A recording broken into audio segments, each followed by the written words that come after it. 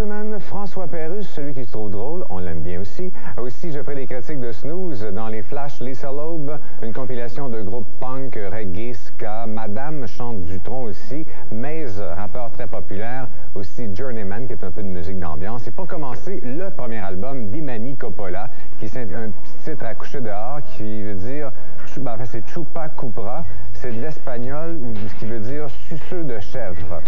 Alors, je ne sais pas c'est quoi son trip exactement, mais ça s'applique, il y a une philosophie en arrière de tout ça. Bref, bonne chance. Chupa Cupra, suceux de chèvre. Mais elle demeure à New York et c'est vraiment quelqu'un qui a beaucoup de talent. Elle vient d'une famille d'ailleurs, ce sont tous des maniaques de musique.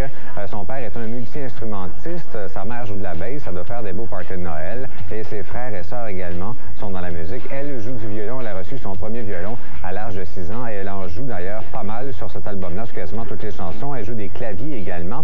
Et c'est définitivement quelqu'un qui a un talent d'auteur, compositeur, interprète.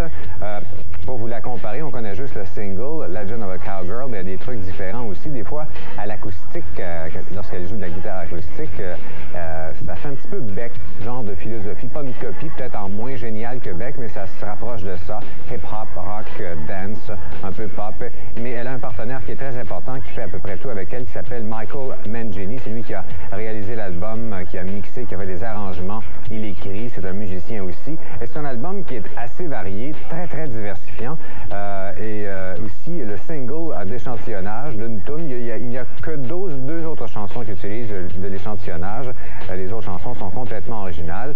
Et elle fait beaucoup parler d'elle présentement, mais le single s'est rendu à peine au numéro 36 aux États-Unis, ce qui n'est pas très fort. Ben, pour un premier, c'est quand même pas pire.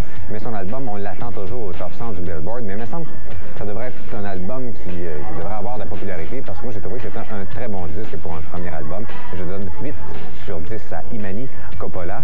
Et c'est assez impressionnant pour un premier disque. Je vous le conseille. Vous ne gaspillerez pas votre argent, c'est sûr et certain. Extrait clip.